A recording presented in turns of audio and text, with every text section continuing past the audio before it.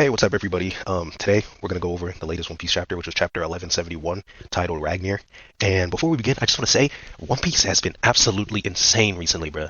If you're like me and there was a point where like you weren't, rocking One Piece too hard, I'd say get in now because what this section that we've entered, what is called the final saga of One Piece, it's just been incredible. So to start off, there's a picture. The title cover is Zoro. He's looking in the mirror and he's holding his sword, and there's a cat pulling on his. There's cat ears on him, and then there's a cat on his head pulling said ears. So it's a cool picture. These title covers are always cool to look at. Okay, so basically, Gabon is like he's like, man, if Harold was to, so Harold was possessed by Emu. Spoiler alert if you don't know, this happened in the previous chapters. And Harold was already super strong. He was like rocks level. He clashed with rocks.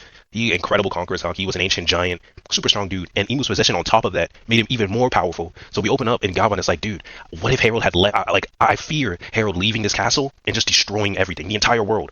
So he was like, man, I can't believe that there was actually a means to stop him. And he's referring to Loki's devil fruit because Loki ate a devil fruit. It was the legendary devil fruit of Elbaf or whatever, and it gave him enough power to kill Harold's. Again, spoilers. But yeah, we see a scene of Shanks like talking with Harold when he was at the when he was kind of a celestial dragon, and there's a scene where Harold is like what's the word, enthusiastically like talking to Shanks, and he's like, man, once I'm a knight of God, once I've joined the ranks of knights of God, Dawn will come to Elbaf. And he's pretty much referring to the fact that he'll be able to welcome Elbaf into the world government so that they can really be connected with the other nations in the world, and it'll usher in a new era of peace for them. That's Harold's whole thing. And then we see another flashback of Shanks beside that, where Garling, his father, is basically saying, "Speak your desire, and whatever it is, you shall have it. You've been so deprived, my poor son." And it's kind of interesting to see Shanks in this role. Not only do we not really get to see him much in the entire series, but to see him like being a celestial dragon and having Garling, who's like a super celestial dragon, a knight of God, be so like friendly and welcoming to him instead of like, because I was thinking it would be like a Doflamingo situation where it's like, okay, you were, for whatever reason, you were disconnected from the celestial dragon, so we're not going to invite you back. But Garlic is like actually showing like as if he's a caring father. I don't know, it's really interesting to see them like this, like celestial dragons is caring, but I guess they're caring about their own. And Garland goes on to say, those miserable peons are not people. Forget what happened in the lower world. So he's talking about like Shanks's family, the Rocks pirates, and everything. I'm not Rocks, the Roger pirates, and everything that Shanks went through, with them growing up. He's basically saying, forget about those humans. They're trash. Like, come join us. And we see Shanks clutching his arm, and he's upset and he's shaken that I guess he still cannot believe that this is who he is one of these people. He is a celestial dragon. He was born as one, so he's technically supposed to hate people, and that would include the people that raised him, like Roger, etc. So Gabon playing like a father/uncle role is like, Shanks, you gotta relax, man. You have a bad habit, I guess he has a bad habit of cursing or, just being upset about the circumstances of his life. And Gabon is like, don't regret your birth. But then Shanks just gets angry and he's like, man, why did Harold have to die? And he was too pure-hearted to survive to deserve that. And Shanks is like complaining. He's like, man, if only I was stronger. If only there was something that could be done. And Gavin is like, it's not your fault, man. And he says something interesting. He says, you still have a role to play, Shanks. I guarantee it. He said, everyone's life has meaning, but you have to keep a level head. So kind of motivational, man. And we cut to Loki. He's crying. He's like, this is what he gets. It's a cruel joke for loving his country, After everything Harold tried to do for Elbaf, and with good intentions at that, he ended up being taken over, corrupted by Emu, and killed by his own son. It's ridiculous, man. It's ridiculous. We see Harold's body there. He's definitely dead, yeah. Okay, now we cut to Emu, and Emu is basically talking about how Harold was such a unique case for an ancient giant warrior, and he can't believe that after Emu had given him powers, he still was killed. And he's like, who would do it? Like, who killed him? And he says, what is an Elbaf? So Emu is not, it's easy to see Emu and be like, oh, this guy, he must know about everything in the entire world. He knows everything that's going on. He just knows everything. But clearly, that is not the case, and he's still, like, kind of in the dark about some aspects. Like, he doesn't know that Loki ate that devil fruit and killed Harold. He does not know that at all. And we also see him breathing hard, as if he's, like, fatigued or something like that. So, the girls say, it's like, man, we can investigate this case, because Harold's abyss is an Elbaf, which is like their means of teleporting around. And Emu's like, enough. I don't want any more. I don't want anybody else, one of you dying or anything like that. And he says that performing the covenant inflicts a cost upon Mu as well. So Emu is basically, so it seems like if Emu like possesses you, or Domi reverses you is what it's called, his ability or its ability or her ability, I don't know. That if you die, then he takes a blow too, or it takes a blow too. So very, very interesting. But he continues to say that Harold chose to, basically, I mean, he told Emu that he would be his slave. So Harold was basically allowed himself to be a slave to Emu for the benefit of his country. And Emu was like, what? He's like basically, scoffing. He's like, what a pathetic guy. But he says it is rare that an ancient giant from the tribe of what Emu refers to as like battle-hungry warriors pretty much would do something like that. And he says, maybe it was fate because in the past, he says that never forget Elbaf is D. So that's very interesting. They're connected to the will of D. Very, very interesting. And he's basically saying, they were our natural enemy in the past, and they're still going to be our natural enemy now. Maybe it was always fate that he was going to, curse us, or he was going to disappoint us or destroy us from within. Loki, basically, we cut to Loki, we cut back to Elbaf. And Loki's pretty much saying that he's going to take all the surviving guards with him, and he's going out to sea. And he doesn't, he refuses to let, the people of Elbaf know what happened, even though Harold told him that that's what he wanted Loki to do. But Loki says that he can't tell them because he doesn't want, like, I guess he doesn't want the people of Elbaf to just, like, look at Harold like a big disappointment, because he really did try and he truly cared for the country. I mean, clearly he made some foolish mistakes, but his heart was in the right place, I guess. So Jarul, which is one of the elders in the Elbaf kingdom, he's basically saying, they'll blame you for this, right? And Loki basically says, that's the usual, that's what they do. They blame me for everything. Like, that's what they've always done with me, so whatever. It's nothing new. And he basically says that he's not fit to become a king and carry on the ideals like Harold wanted him to. But he feels that there's other ways that he can live up to him. And that's by avenging him, using the powers of the, I think it's a mythical zone, that he got the Elbaf like treasure, by using those powers to avenge Harold, He says that that's the way that he knows how to fight. He might not know how to lead, but he knows how to fight. Or he might not know how to rule, but he knows how to fight. So Jarul is like, man, the world government. I think that's. Oh, sorry, not Jarul, but I think that's. No, it is Jarul. Yeah, he's basically saying, dude, Loki, what are you talking about? Your aim is to take on the entire world government. Like, do you know how many people are there? You can't just walk in their house and just kill Emu. Like, you don't even know who Emu is, really. I mean, you might have an idea now after these events, but you can't just destroy the world government. Like, come on, bro. And at this news, Shanks and Gabon just, got nothing to say, really. They're just kind of. I guess they're just kind of listening. They were just kind of listening to Loki, and they're like, I don't know, because Shanks in the future he's supposed to defeat Loki and bring him back to Elbaf. So maybe he's thinking about Loki like he might be a threat in the future. He might cause chaos in his attempt to get revenge.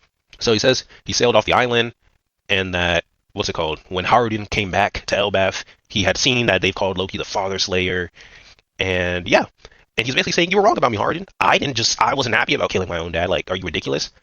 He had no other choice. It was Harold's command, actually. And he's asking Harold, he's asking Haruden, he's like, was it right that do you really think I should have told you guys everything? He didn't want everybody to just look at Harold and just say he was a big mistake and he was a failure as a king. He didn't want to dishonor his legacy like that. So Haruden just looks at him shocked. He can't believe this. Gyalbon comes in, confirms that this information is true, and Luffy is staring. It seems like he listened to the entire story. And because it's a funny thing where it's like you get to flashbacks and backstories, and Luffy like sleeps through the whole thing, especially if it's long. But they didn't do that yet. Oda has not done that joke here, and Luffy's not sleeping. And that's something that people on the like online were talking about, and that's true. He does look like he really did listen to everything. So Loki's like, I don't want to talk. I really didn't want to talk about all this stuff. It's heavy stuff, bro. Like, imagine, like, honestly, I never knew that I would sympathize with Loki this much. I never knew I would come to do that, but here we are. So Haruden is like, man, no wonder why Jarul oppose your execution and continue to protect you. And he says that he's referring to Harold, he chose death over the manipulations of the world government, And Haruden continues to wonder how exactly they manipulated him like that. He's not aware of Emu's abilities. So Galvan basically is willing to give him that explanation because he knows about, the Emu's covenants and things like that, because Shanks told him. And he offers to explain more about or reveal more about that information on him. But Haruden says it's not necessary, and he's just going to go protect his homeland right away. Because remember, they're in Elbaf is in chaos right now. I almost said upstairs, but I guess above the level that they're at now, because they're kind of like in the lower level of Elbaf right now.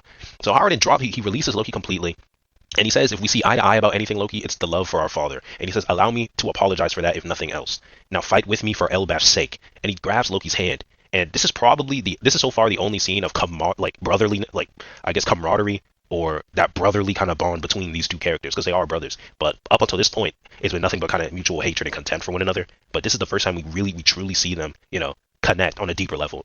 And Loki, after Haruden grabbed his hand, he looks at his hand like, I can't believe that, I can't believe you just grabbed my hand like that. Like, we're really cool now.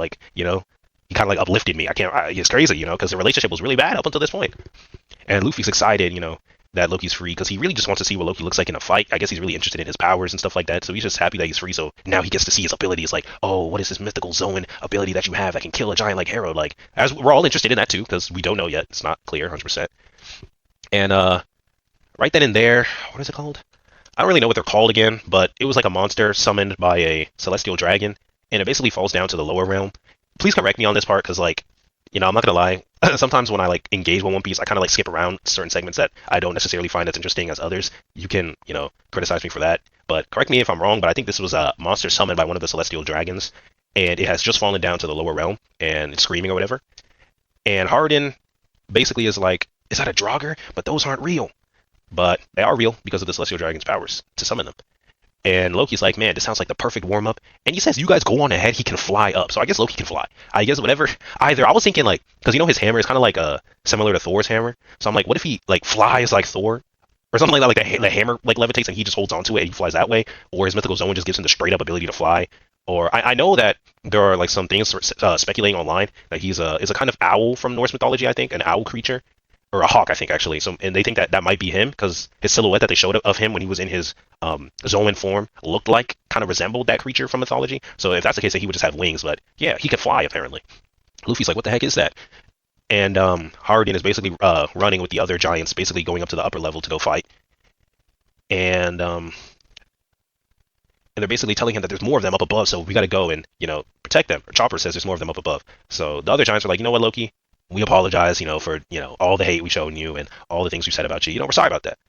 But then Hardin is like, but we're only sorry for this one situation about the dad part. All your other crimes still count. And then Loki's like, just go already. Like, you guys just get out of here already. So Loki basically confronts the monster, and he's just excited that he can finally move again after being chained for so long. And Galban tells Chopper that he's concerned about his son, and if he was just concerned about his son, even though that he's injured right now and still needs medical attention. He's more, yeah, I keep saying concerned, but he's more worried about what's going on with his son up there. Last time we saw him, I think he was like pierced in the neck by one of the Celestial Dragons.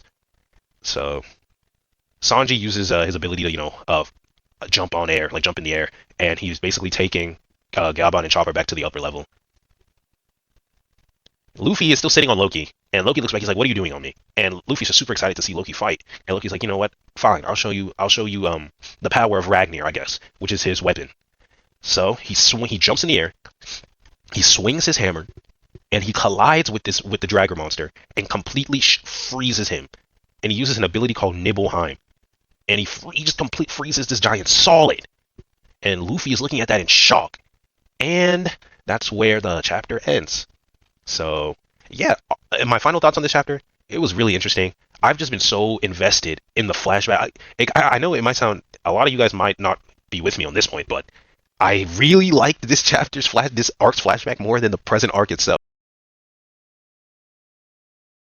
I know a lot of you guys might not agree with me with that, but honestly, that's really how I'm feeling. I just thought the Rocks and Herald lore was so interesting to me.